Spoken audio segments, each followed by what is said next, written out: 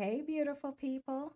As we know, October is known for breast cancer awareness, but it's also known for domestic violence awareness. There's a lot of people out here that's suffering in silence from domestic abuse, and I want to dive into some things today that we may not know about it. For those of you that are tuning in for the very first time, my name is Norine Fahie, and I am the founder of the Save Our Sisters not for profit group and host of Save Our Sisters Unplugged, a podcast that is all about resilience, where I help women share their stories of survival to success through the power of storytelling. The goal is to help women walk in their power by providing a safe and empowering space where we can gather, we can share our stories, our struggles, and our achievements in a safe and judgment free environment. So, let me share my screen so we can dive into domestic violence and all the things that we need to know.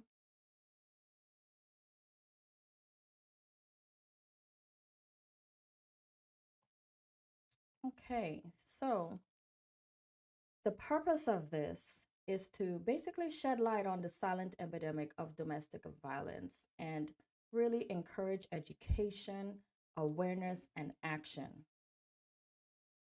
So, what is it? Well, by definition, it's a pattern of abusive behavior in the relationship used by one partner to gain control over another. Now, we've all seen people that have been in these relationships, and we probably haven't said anything. Some of the forms are physical, emotional, psychological, financial, and sexual abuse. And the impact that it has, I mean, it affects everyone. It affects your families, your friends, because if the person is in this relationship, you want to help them, but first they have to want to help themselves. So why do they celebrate this in October? Well, it was launched nationwide in October 1987, and the movement started as a day of unity by the National Coalition Against Domestic Violence. Their goal is basically what I'm trying to do today: raise awareness, honoring survivors, and remembering those that we lost in the struggle. So, the symbol for domestic violence awareness is this purple ribbon. I think it's a nice color, it's beautiful. I hate that we have to really celebrate this with a ribbon, but the ribbon symbolizes courage, survival, honor, dedication to ending violence. And the call to action for this is to basically encourage people to either wear purple. If you don't have purple, you wear a ribbon. I'm wearing my purple today because I definitely want to support um, the survivors. I know a lot of people that have been through the struggle. I know some people that are still in the struggle. And so we definitely want to honor those people today. So, 1 in 4 women and 1 in 9 men experience severe intimate partner violence. 13% of men and 25% of women experience severe physical violence from a partner. And children that witness the violence in 22% of domestic violence cases files in state courts. These are some high statistics. I mean, they may seem like small numbers for some people, but the folks that are really in the struggle still, these are really big numbers, especially for men. I know a lot of people think that men may not endure this, but they endure this just as much as women. And their number, of course, is smaller because a lot of men may not even be reporting this.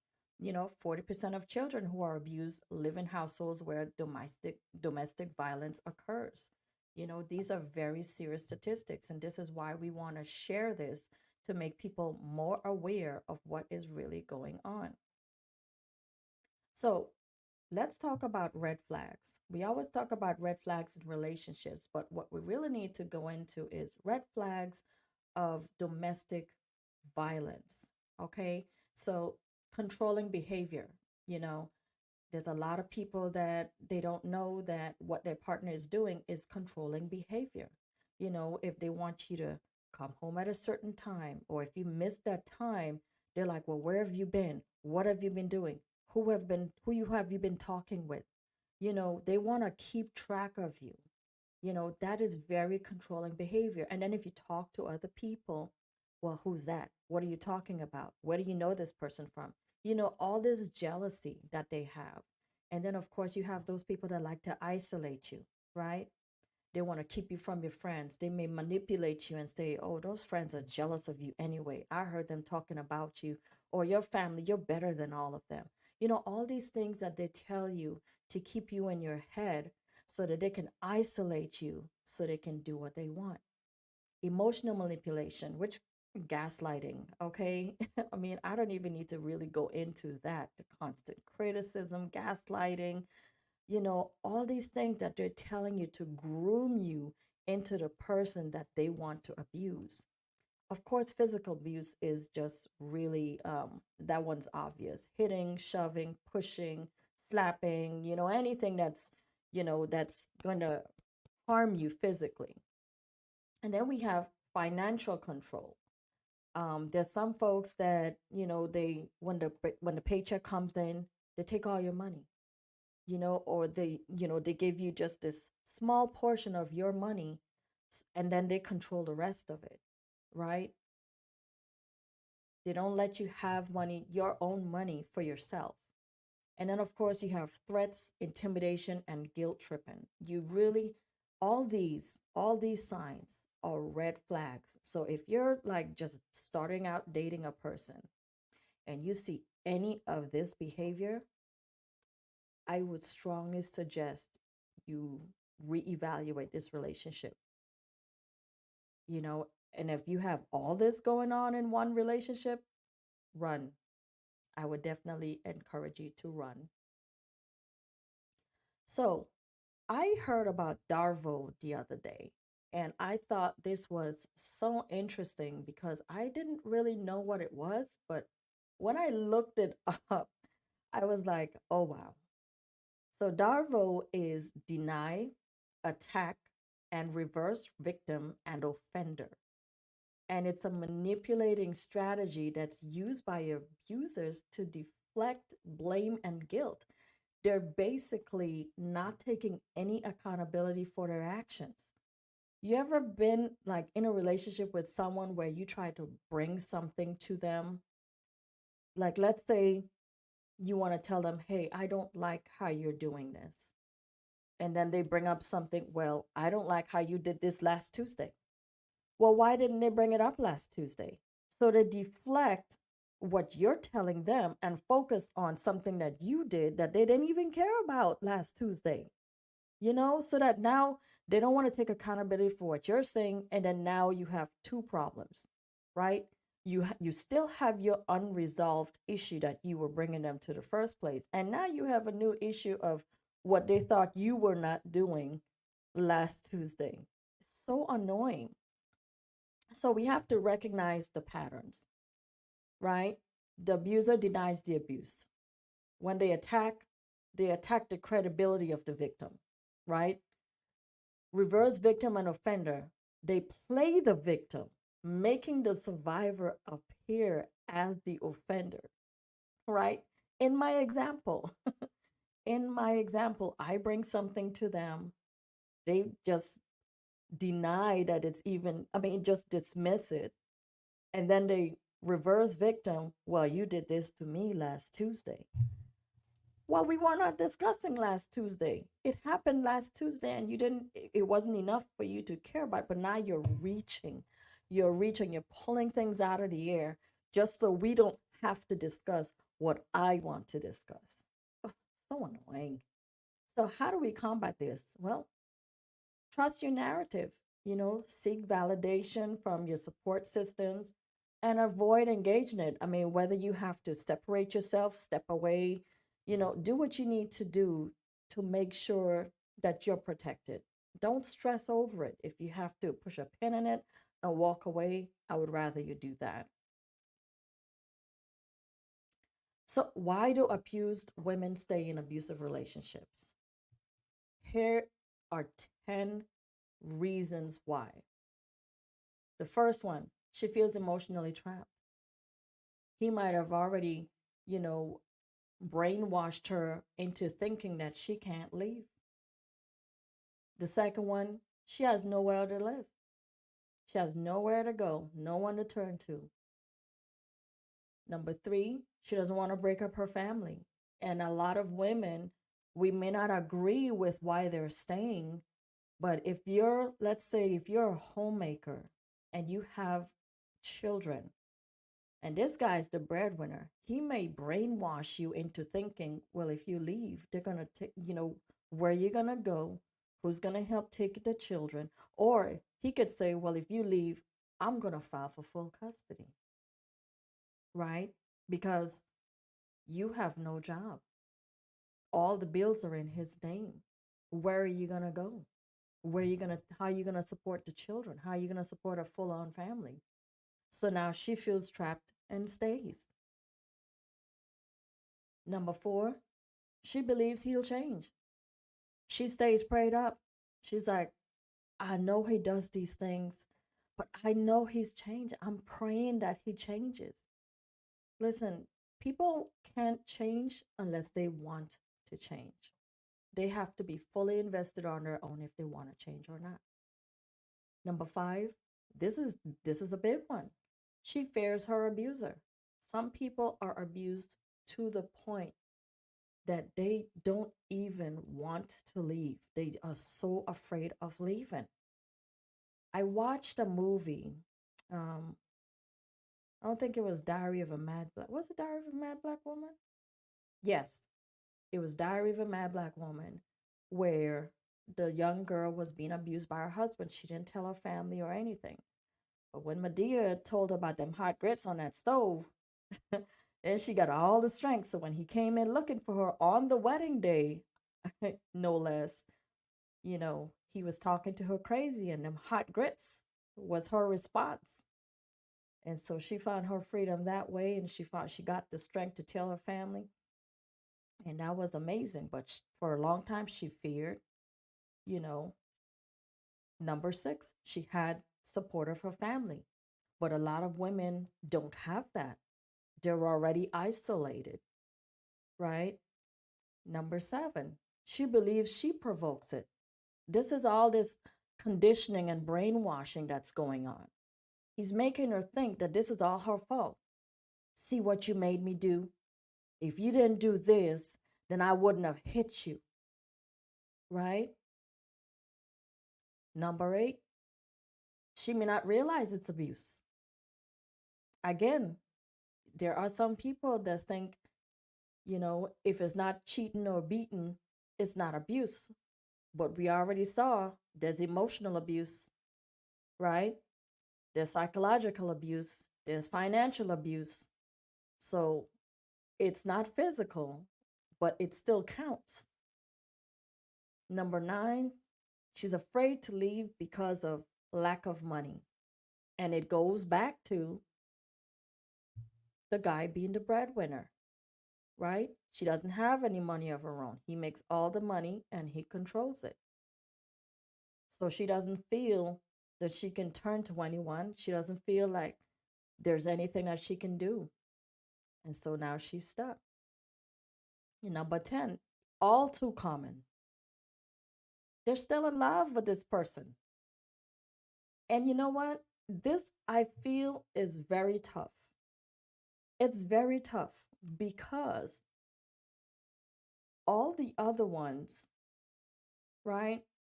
All of the other reasons, I feel there are resources for that.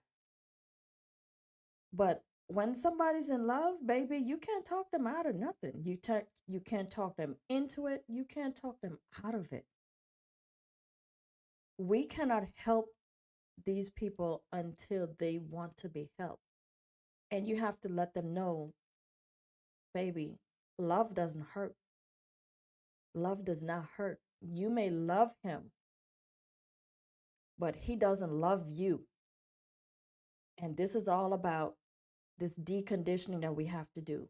We have to really teach women their worth, let them know that they are more than what they are going through. And there is something better on the other side of this, you know? So, what do you do when you find yourself in this type of relationship? You have to acknowledge that you are not at fault and you deserve help. This is where we have to really sit our sisters down and be like, sis, let me help you. Let me help you. We also have to create a safety plan. One of the things that the young lady in the movie didn't do is she didn't create a safety plan. There was one part of the movie where he was asleep. It was like the middle of the night. He was asleep, and you could see her gently and quietly opening the dresser so she can grab her clothes and pack something and then leave. Now, had she taken the time to create a safety plan, gather all her documents on a day where she was there by herself, pack a nice little overnight bag, maybe even hide it outside, hide it outside of the house, hide it in the garage. If you have to mail it somewhere else or whatever you need to do, if you got to get a secret apartment or just go to a shelter, you can go to a shelter. They're not going to find you there. They're going to think you're going to go to family first, probably. If you're not isolated already. But whatever your process is, create a safety plan. The whole point is to get away. And then when you, of course, you get out, you get support. Call your friend, call a hotline, call a family member, call a shelter. There are so many shelters that are available for women and children. There are resources that we need you to tap into. And then, of course, seek professional help. Seek professional help. If you are tied into this through marriage, legal aid will help you out.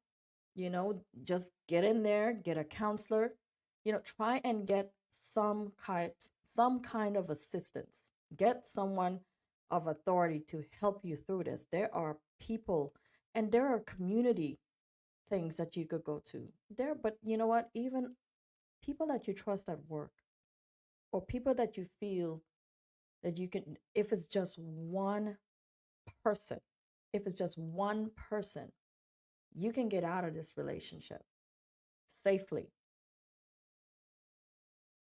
So, how do we empower others? This is what we want to do. Let's encourage survivor stories. There is so much power in sharing. By sharing our stories, it creates a ripple effect that breaks the silence surrounding domestic violence. And when women share their experiences, they reclaim their voices, but also recognize similar patterns in their own relationships.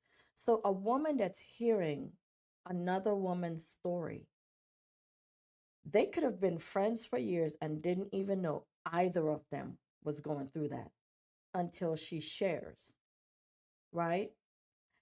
I created this acronym for SHARE. It's called Strive Higher and Reclaim Empowerment, right? When you're striving, you're reaching. When you're going higher, it's like you're elevating yourself, right? And although and is kind of joining sentences, it kind of just makes everything like you're going to be doing more. When you're reclaiming, you're taking things back.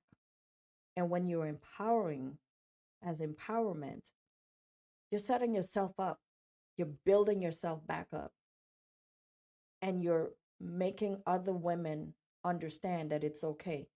If you got through it, they can get through it too, right? Hearing these real life accounts can really inspire others to take that first step, maybe to even acknowledge that they're even in an abusive relationship themselves, because the first step is to acknowledge, and then you have to take action. But what we have to do as women, instead of tearing people down and oh, you're not going through that much. Oh, you know, my mom went through it and my dad went through it and my dad was doing this, or my grandpa, I saw my grandpa doing this to my grandma and they took it. And I think one of the things that I talked about this in my recent Sister Wisdom Wednesday, we were talking about mother-daughter relationships. I think one of the stigmas of the older our older women or our elders, is the fact that they went through so much and they feel that we should go through it. Well, I went through it. My mom, I took it. My mom took it. Why can't you take it? We didn't need help. Well, you needed help. You probably just didn't know you could ask for it. And so, what we want to do is create these safe spaces, whether it be women's groups, whether it be communities, online, offline.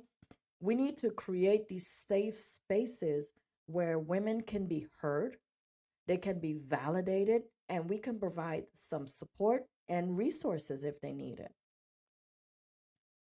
We want to really reduce the stigma and create a healing environment. We also want to build communities of support, right? And of course, as I said in the beginning, Save Our Sisters, we play a crucial role in building these strong networks. Women empowering women is the cornerstone for lasting change, and we have to really tap into that. We want to lift each other up always, always. Never compete. There is no competition. We're all sisters. It doesn't matter what race we are. It doesn't matter what financial level we are. It doesn't matter what our social standing is. We're women, we're sisters. There is no competition. We're all equal, in my eyes, anyway. I don't see anyone as competition.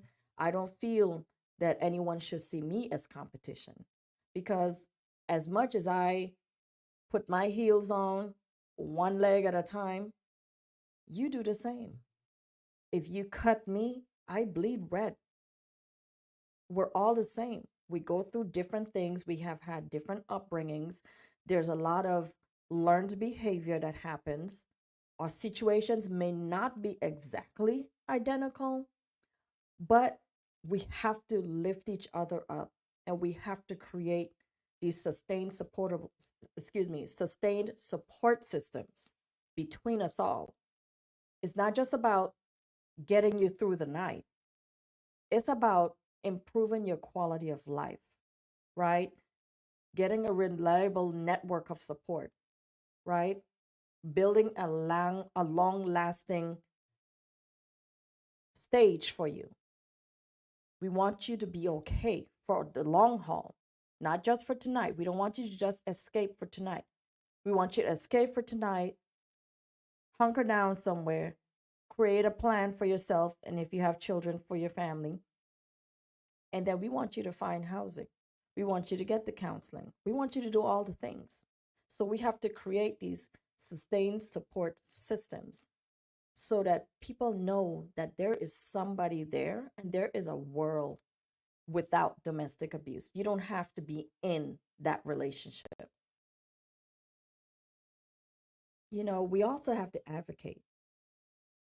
And one of the things that we want to do is we want to really think about our little sisters.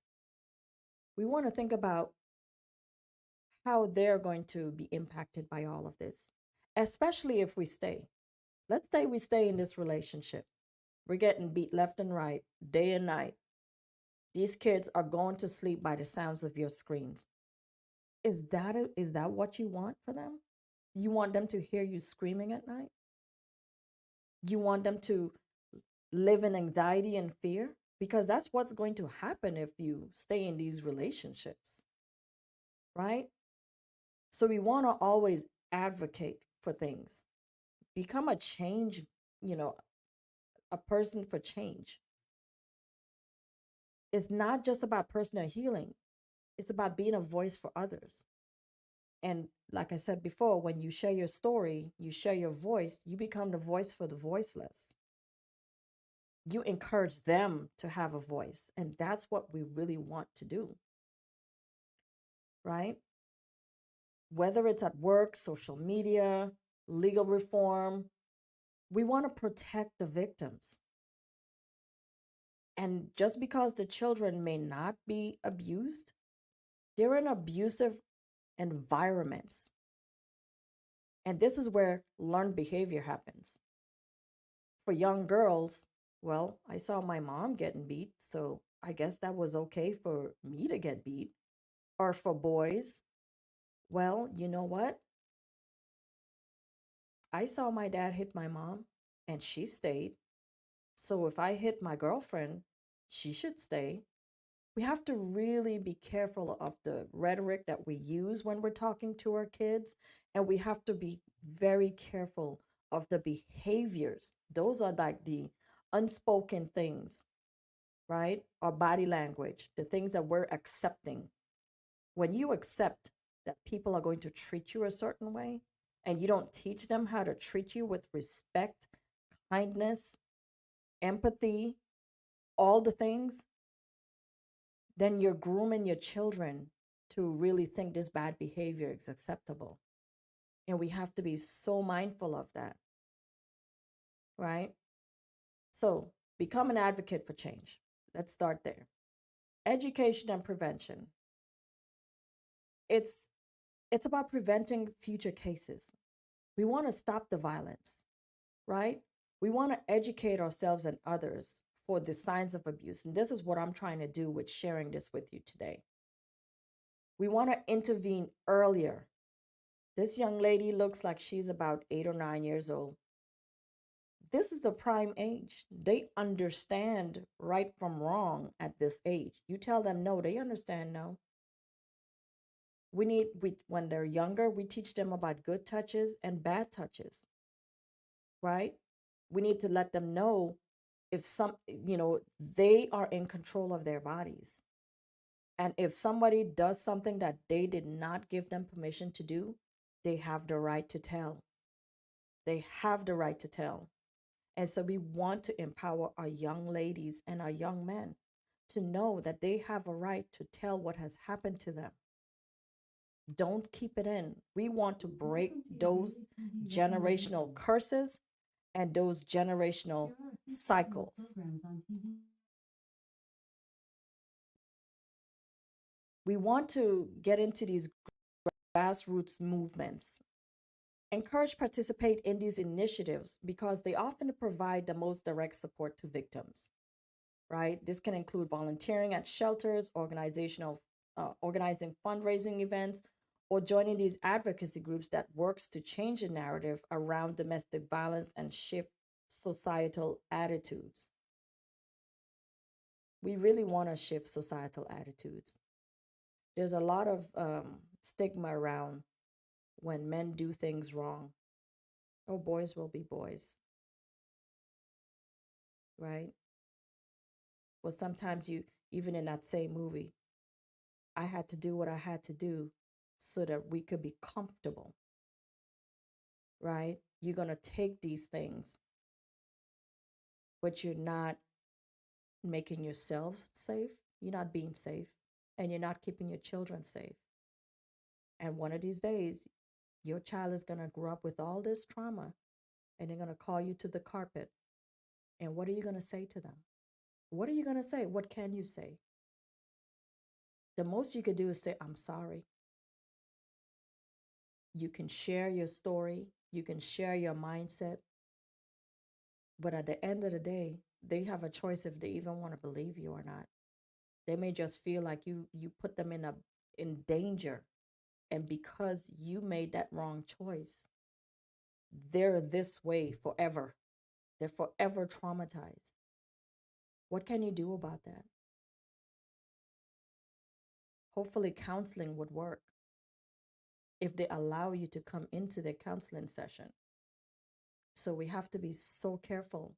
And this is why we need to get into these grassroots movements, and then we also want to engage men in the fight. Like I said before, I'm all about using men as allies. I feel like we need to engage everyone because we need more men speaking out about domestic violence because it happens to them too. There are women out there that are really into abusing men. They take advantage of them, you know? They take all their money, leave them broke, or they just beat them into submission. They isolate them just the same way. But because men have been taught that they are the stronger sex, they don't report it. They don't want to put their manhood out there. They don't want to seem less manly to say, I'm my wife or my girlfriend. is abusing me. This is what I'm going through at the home. I don't have my money. When I make all my money, I have to give her the entire paycheck. She gives me $10 for the week. I have to work that $10 out.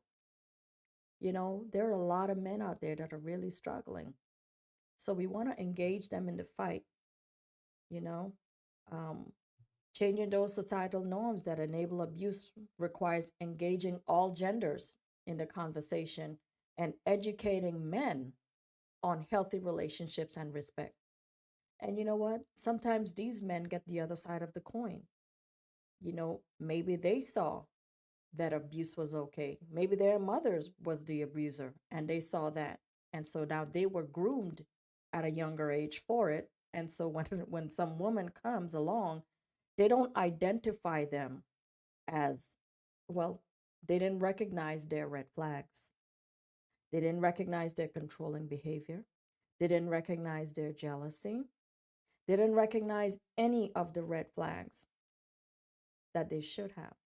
So then they get into the cycle just the same way the women get into it. But I think sometimes it is harder for men to come forward because there's um there's no safe spaces, And well, I wouldn't say that. There are safe spaces. They may not know about those safe spaces. And this is why I've invited men to the Save Our Sisters Unplugged podcast because I want to create safe spaces because although I amplify women's voices, I want women's voices to be heard. But I want women to understand what we put men through. I think it's only fair. We have to also learn the lesson of how men feel on the other side of our mouth, especially in an argument. I was in a relationship one time and I didn't know anything about domestic abuse. I mean, I was conditioned to think that men can take anything because I was raised to know that men are strong and they are the stronger sex. My mouth was lethal. And I'm not proud of it. I know better now. But when that person came at me, because I'm a nice girl, I'm never going to start the fight. I'm never going to start the fight. But I finished it. I finished it and I cut deep. I went low and I had to end up years later. I ended up going to that individual and apologizing to them. And I said, listen, I had no business talking to you like that. I said, I understand now that words hurt and words hurt men too. And that was monumental for me to even acknowledge that with the conditioner that I had, that men are strong and they can take anything. That person told me, yeah, you really cut me deep. He was like, you made me feel like I was nothing. And it was situations where you would tell me, well, I don't like your hair, and I think you're stupid. And then I would go, well, I don't like your hair. I think you're stupid. I think your daddy's stupid. I think your dog's stupid. Okay. And I think you're going to always be stupid. Like I just went for broke. Like I scorched the earth. And so when I apologized to that person, I freed them. But I think I also freed myself because I was proud that I could recognize my behavior and not repeat it. It didn't it didn't help that I didn't learn it while I was in a relationship. I mean, that wasn't the reason the relationship ended, but it certainly didn't help. It did not help, but when you're feeling like you're attacked against somebody that's so much stronger than you just go for broke. You're not going to hit them. You're not going to get into a physical altercation. So what do you have left? Your mouth. So I've learned that lesson. I've learned that, harsh words hurt men, it emasculates them and it hurts them just as much as it hurts us because, sometimes we say things and with reckless abandon and we just keep going and we keep going and we keep going and we keep going. We don't know how to shut up. So, anyway, how do we break the cycle? Well, domestic violence perpetuates through control, fear, and silence. And by fostering the awareness, providing genuine support, and taking direct action, we can kind of disrupt these patterns. But I feel we can disrupt these patterns if we really start teaching our boys not to hit girls, start teaching our girls to keep their hands to themselves. You know, I think the younger we can teach people, or teach our children how to behave appropriately, and we can set the example, and we can show the example of what is not acceptable behavior in relationships, I feel we can help to break that cycle. So there's power in community. And again, I keep reiterating community because we have to understand that the community is here. The community is the closest thing. And we need to really just go there, whether you want to send a friend, you want to take a friend, practice, enact the buddy system. We want to make sure that we engage in our community. There are so many programs that you can get engaged in. You can get all this information, you can get housing, you can get cars, you can get all these different financial resources. There is help out there in the community. There are people really willing to stand with you in your journey to getting out and breaking the cycle. And then, of course, action leads to change. You know, domestic violence isn't about out there spreading the word. You got to get in the fight, right? You got to get into the fight. And you have to be intentional about it. Whether it means by education, advocating for legal reforms, which would be good, donating to shelters or mentoring those that have been affected by abuse. Do something tangible, right? Effort contributes to shifting the tide. I love that phrase. Effort contributes to shifting the tide. And this empowerment comes from collective action, and then we can rewrite the narrative around abuse. But I really think, and this is just my own personal opinion, right? It sounds easier than it is to really say, let me set the example. But if you know your worth, then you would know what to accept and what not to accept. And when you're standing in your what not to accept feet, then you need to think about the consequence of if you start accepting something. So let's say you set a boundary. Let's say you say, I'm not getting into a relationship where my man is going to hit me. Boom, he blacks your eye. You love him though. Well, he just did that. He apologized. He took me out to dinner. He gave me flowers. You know, it was a knee apology. I love knee apologies. Let me tell you, they are the best. Now you're thinking, well, okay, well, he did all these things. He seems genuinely sorry. Okay, so let me just go ahead and give him a pass. I'm going to go ahead and stay. He's got you. He's got you right there. You broke your own boundary. So, what is that teaching him? That you can break your boundaries and then he can do whatever he wants to, so long as he apologizes, gives you knee apologies. He does all these things, these flamboyant things, all this smoke and mirrors to divert from who he really is. So when you set your boundaries, you need to stand 10 toes down on them. That is the key. Stand 10 toes down on it. Okay? When you start doing that and your children see you putting your foot down and standing 10 toes down on it, they're going to learn that. They're going to learn that. Your son is going to learn that that's not acceptable. Your daughter's going to learn that that's not acceptable. They're both going to learn that, hey, you don't have to take it. You can walk away. I know a lot of people, they don't want to be alone, but you know what? I'd rather be alone than dead because there's a lot of people that don't make it out of these domestic abuse relationships. And that's what we need to really hone in on. There's a lot of people, all those folks that we are, honoring, those that did not make it through the struggle. They lost their lives, and we have to really keep that to the forefront. If somebody is dangerous, you get away. Love does not hurt, and it's okay to be alone. You will love again, but you have to protect yourself. You have to move on from this. It's not good to stay in things that no longer serves you, especially if your life depends on it, because your life actually does, and your children's lives does, and their future, and their mental health, and your mental health. And some people lose their jobs over it. Why? Because there's so much going on at home, they can't focus at work.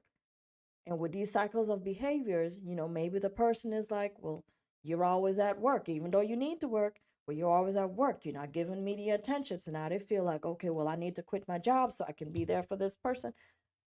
Listen, love does not hurt, and relationships should not be that difficult. Do not ignore the red flags.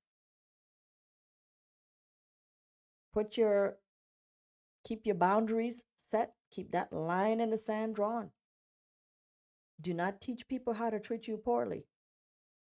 Love yourself enough and know your worth enough to know that you deserve to be treated like the queen you are or like the king you are. Period. So let's get some resources.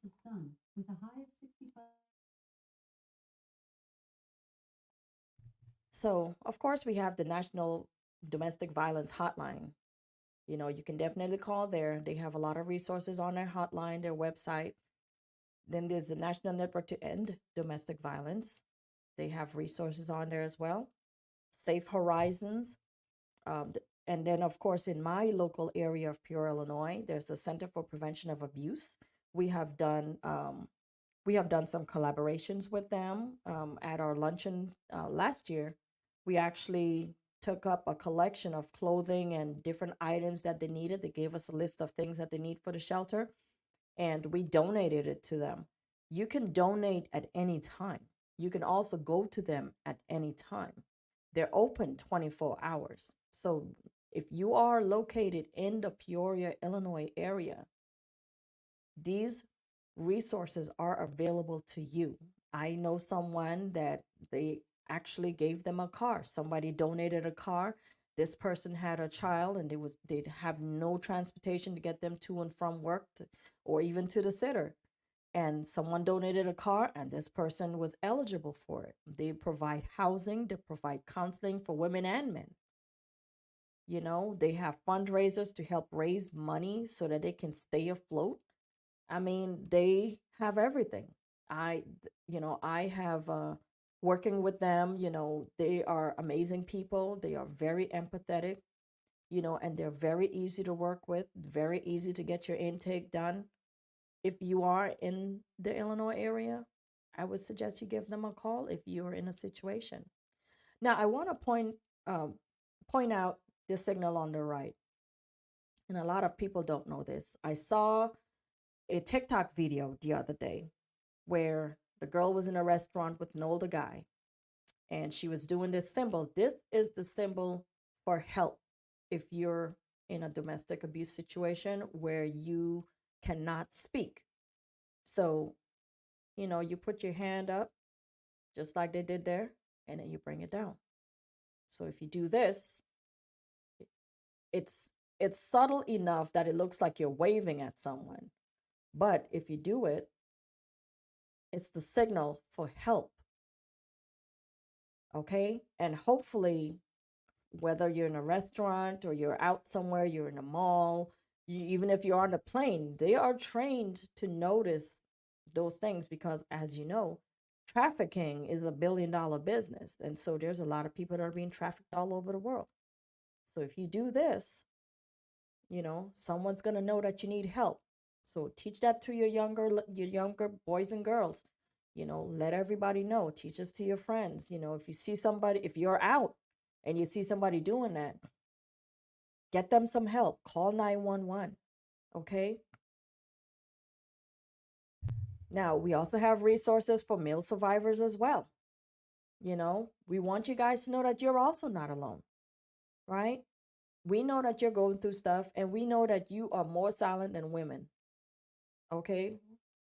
And so, this 1 in 6, their website is basically, it talks about 1 in 6 men that have been affected by this, or they don't report it. So the organization is dedicated to helping men who have had unwanted or abusive sexual experiences, including domestic violence. They offer online support groups, counseling services, and resources for male survivors. So, I didn't forget you guys. The Mankind Initiative. This is in the UK. You know, I have had 30% of male viewers on the Save Our Sisters Unplugged podcast, which makes me happy, which is why I was very intentional on including a slide for males. I want you to know that your voice is also important. Your experience is also just as important as women and children. And so if you're located in the UK, the Mankind Initiative will be there to help you. They offer confidential support for victims of domestic abuse. They have a helpline, they have emotional support, and they can give advice on navigating the legal process. So if you wanted to sue someone or take someone to court for this, they can help you with that. There's also the Men's Resource Center for Change, right? They provide workshops and support groups focused on abuse. The Male Survivor, um, it's a community for male survivors of sexual and domestic violence. They also offer peer support, resources, and a directory of therapists who specialize working with male victims. And I know November is coming up. I think men's mental health is, I think it might be in May. But anyway, I know a lot of men don't like to go to therapy. I don't know why. I'm 1,000% for it myself, and I encourage everyone to seek help, seek therapy. When your mental health is just not right, I need you to stop the fix. Because if you keep taking things in, what happens to that? You keep taking it in. It's just like a balloon. We can use a balloon as the analogy.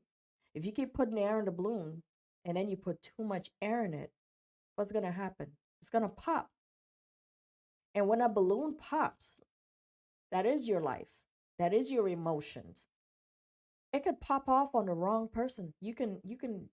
Somebody can just say good morning to you, and because you are so wound up, you would you would react inappropriately. You could get fired. You just cuss them out for no reason. You go off on them for no reason. Your spouse, your children, is because you have not addressed the core issue, and you need to address the core issue in order for you to be okay. So it's okay to not be okay. Just seek help so you can get back. So I love that they actually have a directory of therapists who actually specializes in working with men from domestic abuse. I mean, I love it. I love it. And then, of course, the domestic abuse helpline for men and women. And there are more resources out there. I just liked what these offer. And they provide crisis intervention, information, and resources for men and women. And it focuses on men, through offering support and advocacy. So all that is there for you. I just want you guys to know that, we are here for you. And we women, as much as we have men as allies, just know that you have women as allies. You know, we are here to help you through it because we're going through it. And once we're good and you're good, we can there's no way we can have better relationships.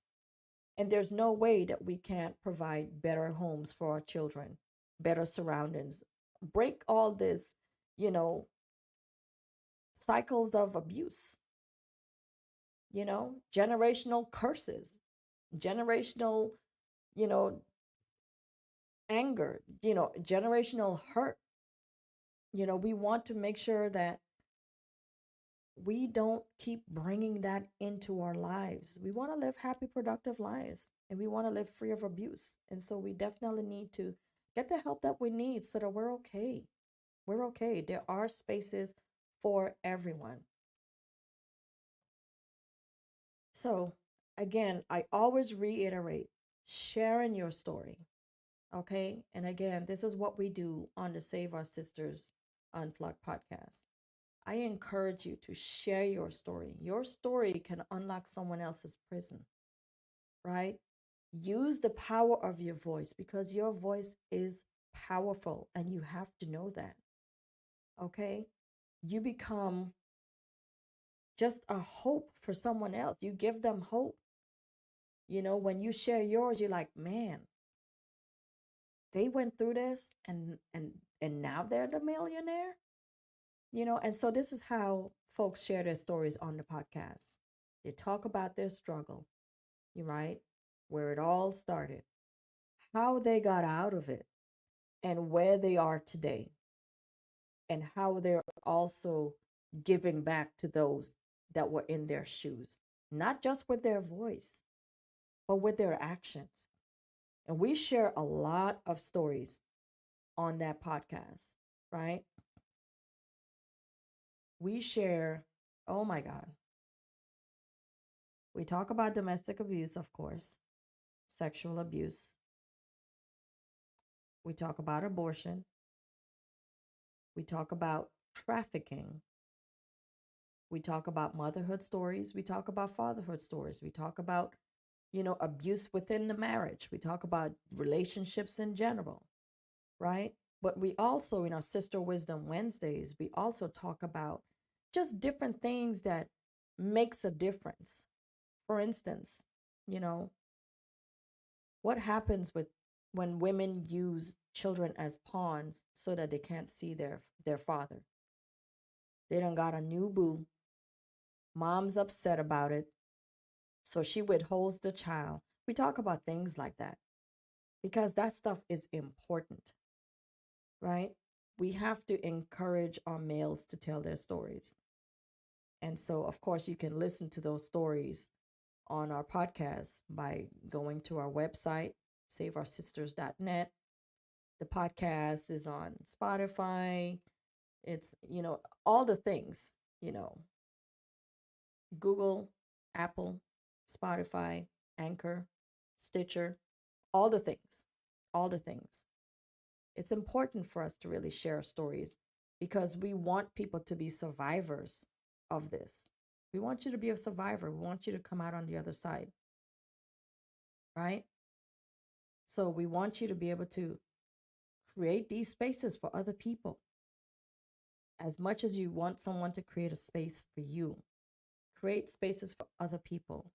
We have to stop this cycle of violence in our homes. And I know that we have been taught what goes on in a home stays in a home. Let's break that cycle. If we're going to break something, let's break that. Right? Let's get that out. Let's just be done with that narrative. Not telling people what's going on in the home is what got people abused in the first place in more than one way. That's what creates the cycle of abuse. When you create that mentality, right? As Bob Marley say, emancipate yourself from mental slavery. None but ourselves can free our mind. We have to really keep our mind strong. We have to really engage in positive things where people know that they can come to you. Make yourself available, clear your calendar. You know, we have to create these spaces for ourselves and other people. And we have to understand what this cycle of abuse looks like. Do not ignore the red flags. The red flags are red for a reason. Red means stop, right? So we have to really get that out. We have to really cut that out. So I really hope that the information that I provided today is helpful to you because I want you to be safe. I want you to have healthy, productive relationships. Because, like I said before, even if you get out, you have to help the other person out. And then let that be the cycle. Once you get out, each one reach one. You get out, you help somebody else out, they help somebody else out, and they help somebody else out. But I think it starts with education. I think it all starts with teaching our children what is appropriate and what's not appropriate. As much as we're going to tell them no, we need to tell them what's up, you know, what good touches and bad touches are. We tell them that when we're very young, because if they're going out into the daycare, we want to know what's going on. We want them to be able to articulate that. We want to be able to bring the story back and tell the full story. But we want to understand and let them know why it's not appropriate, right? We want to make sure that starts with us. We don't want to wait until, they're it's too far gone or until they're just not trusting us. So we want to also create those safe spaces for our children to come to us, right? And we want to really keep, normalize them telling what has happened to them, empower them in that way. So, not going to keep you too long. Like I said, I hope that was engaging and powerful for you. I got a little, I don't know if you noticed, but I got a little anxious about it. I think it's, it's because I might have gotten a little bit triggered. I triggered myself while giving this information, but it was so important for me to give it. So I want to make sure you receive it well.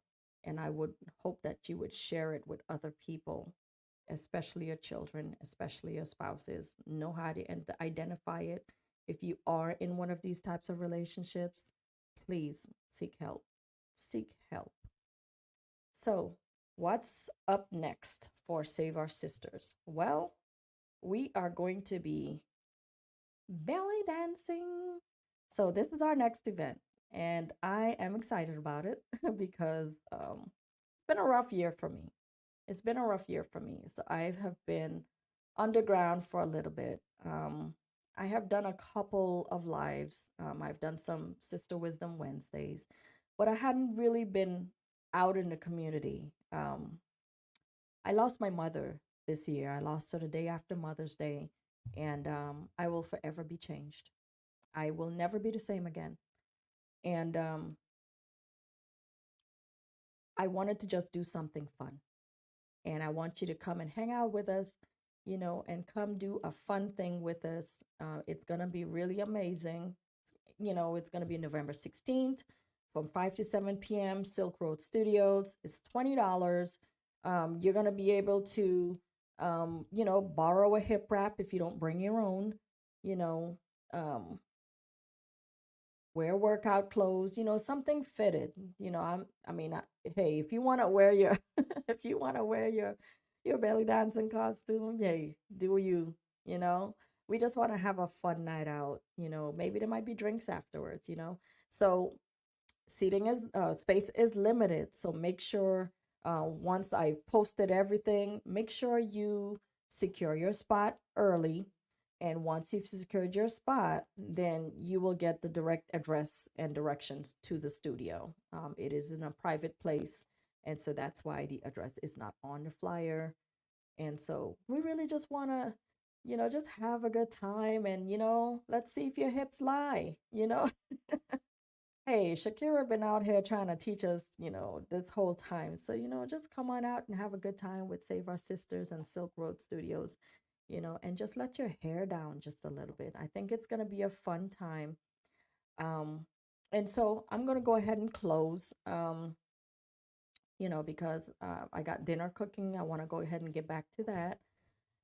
So make sure that you are subscribed to Save Our Sisters on our YouTube page, on our LinkedIn, on our Facebook group, Save Our Sisters SOS group. Um, TikTok, we're out there as well. I mean, we're all over the place. So just type in Save Our Sisters SOS. Um, LinkedIn, I think it's under my name, Norine Fahie. But make sure you like, subscribe, and share it, especially on my YouTube page. I want to be utilizing it a little more. I'm going to have some little time. I'm going to take some time out to just really revamp the page. And I really want to start living there more. I want to bring more content than you love. So if you have any questions that you want, that you have, or maybe ideas to the show about, excuse me, if you have any ideas about what you want to see content wise, or if you want to be on the show, you can email me at saveoursisters2020@gmail.com. And, I just want everybody to be okay, you know. So again, our girls' night out is called Hips Don't Lie. Girls' Night Out is going to be on November 16th from 5 to 7 p.m. At Silk Road Studios. It's going to be great. You can also get the information to sign up and get the payment link from our website at saveoursisters.net. You would just hit the events tab, and then there would be a link there as well. So, um, I think that's all I have for you. So, um, again, if you want to be on the show, just let me know. Let me know if you're ready to share your story, male or female. Like I said, we are accepting males. We want to hear what you have to say. We want to give you the floor and give you the mic, because we want everybody to be well. We want everybody to have the opportunity to break the chains of domestic abuse. We want to silent no more. We want to make sure everyone has a voice. And so I will talk to you soon. Peace and blessings.